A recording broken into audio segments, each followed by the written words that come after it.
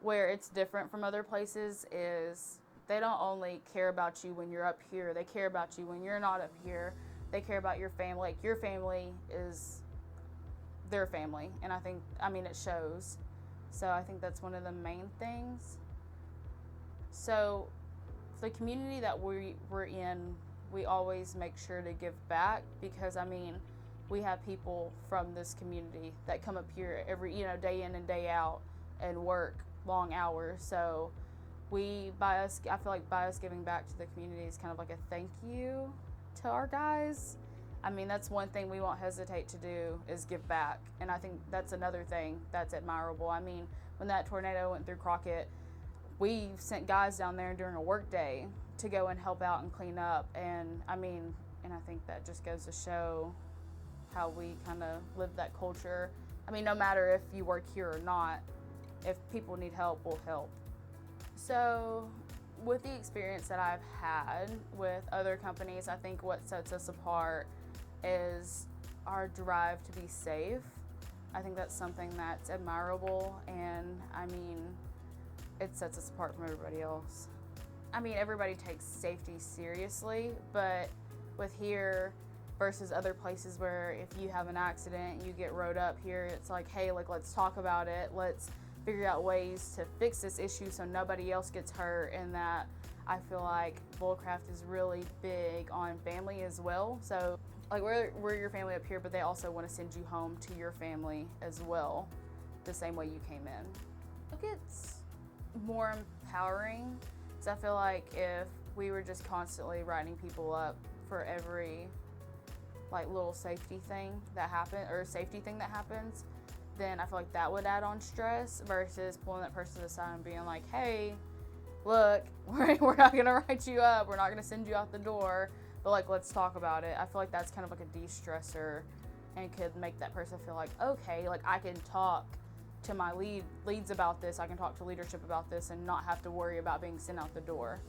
Yeah, always. I think that's one thing that I also admire about out here is that our leads, supervisors, managers, anybody lets it be known that we can talk to them about anything, not just safety. I think everybody wants to be safe and says that they are safe, but once you start working around or in a place like this where that culture is implied every single day no matter what, I think that's something that also affects your personal life. It's you take what you learn and are taught up here and you take that home. Because we want everybody to come to work.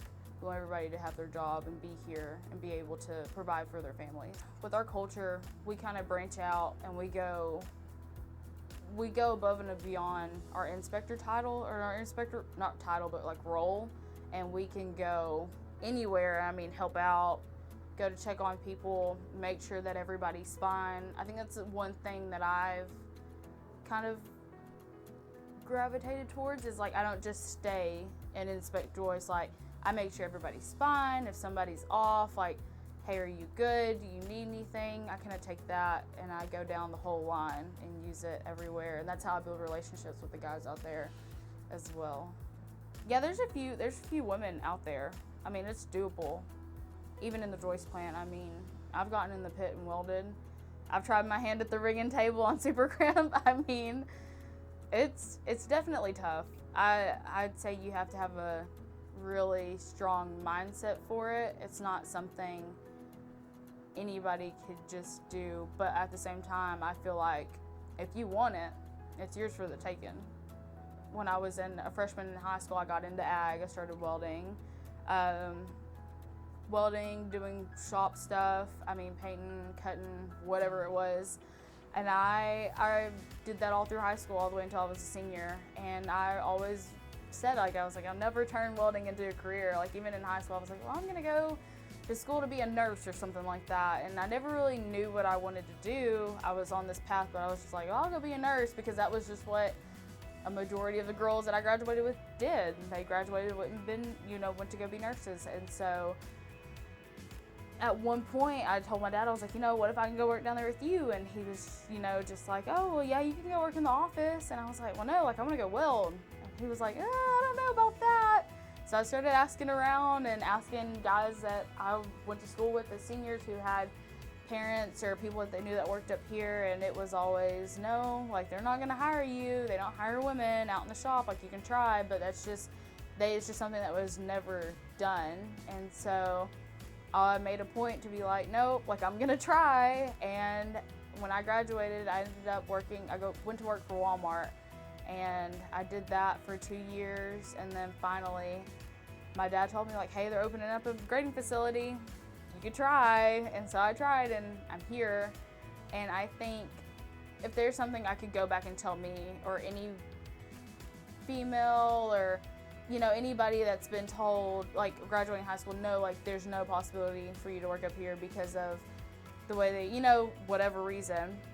One thing I would tell them is, if you want it, go for it, work for it, and don't stop until you get it, because I think anything is possible as long as you put your mind to it. And this is one of those things, if I would have listened to everybody back when I was senior or graduated, that I wouldn't be able to work up here, and I just gave up. Like, I wouldn't be sitting here today. I wouldn't be out there in the shop, and I wouldn't be able to tell my story to girls or to people, anybody, so that, you know, they could use it to go follow their dreams, whether it be being a welder or being a chef or whatever, you know, just something. As long as they can use that to inspire them, like, I'm doing my job.